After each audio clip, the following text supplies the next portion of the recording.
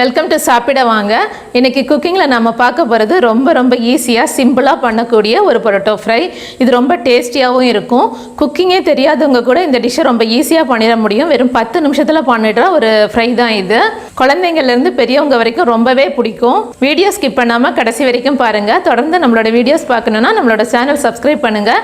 அதுக்கு பக்கத்தில் இருக்கிற பெல் ஐக்கான் கிளிக் பண்ணுங்கள். ஃபேஸ்புக்கில் கூட நம்மளோட பேஜ் இருக்குது, அங்கேயும் போய் பாருங்கள், லைக் பண்ணுங்கள், உங்கள் ஃப்ரெண்ட்ஸ்க்கு ஷேர் பண்ணுங்கள்.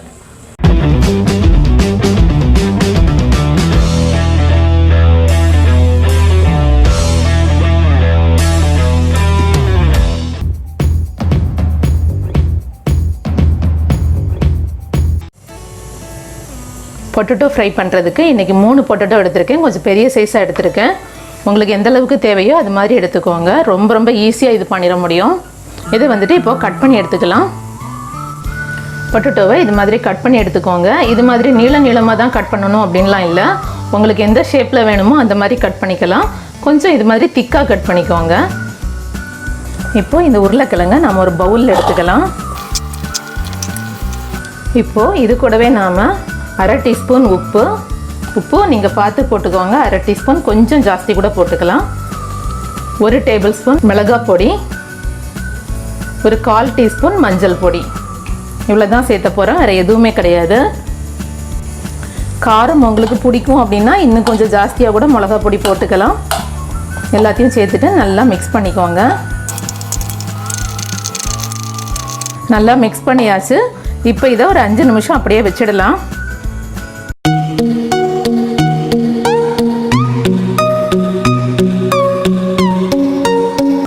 உருளைக்கிழங்குக்கு மிளகாய் பொடி, மஞ்சள் பொடி, உப்பு போட்டு ஊற வச்சுருக்கோம். அது ஒரு 5 நிமிஷம் அப்படியே இருக்கட்டும். அந்த கேப்பில் நம்ம ஒரு டிப்ஸ் பார்த்துடலாம்.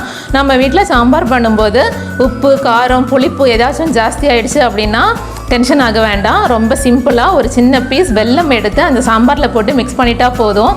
ரொம்ப சூப்பராக அதில் இருந்த உப்பு, காரம் எல்லாமே சமனாகிடும். டென்ஷனே ஆக வேண்டாம். டேஸ்ட்டும் ரொம்ப சூப்பராக இருக்கும். இனிமேல் இந்த மாதிரி உங்கள் வீட்டில் ஆச்சு அப்படின்னா டென்ஷனே இல்லாமல் இந்த மாதிரி ட்ரை பண்ணி பாருங்கள். எப்படி இருக்குன்னு சொல்லுங்கள். 5 நிமிஷம் ஆயிடுச்சு. இப்போ வந்துட்டு நாம் ஸ்டவ்வில் ஒரு பேன் வச்சுட்டு ஒரு 4 டேபிள் ஸ்பூன் அளவுக்கு எண்ணெய் ஊற்றிக்கிறோம்.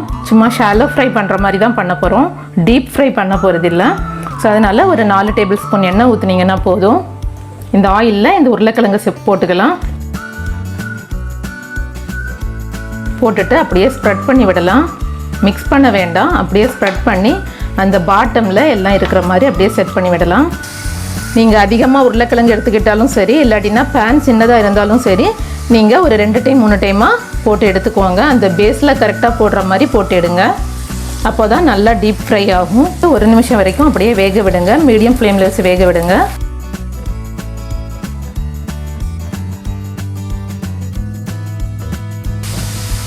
அவ்வளோதான், சூப்பராக ரெடி ஆகிடுச்சு. இப்போ நாம் இது ஒரு பவுலில் எடுத்து வச்சிடலாம்.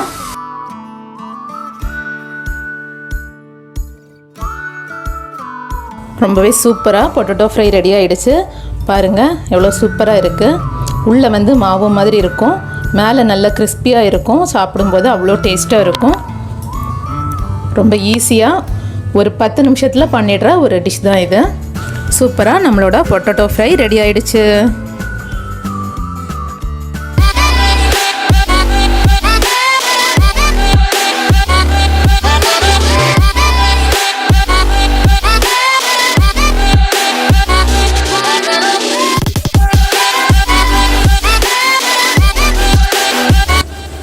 இது மாதிரி நீங்களும் வீட்டில் ட்ரை பண்ணுங்கள்.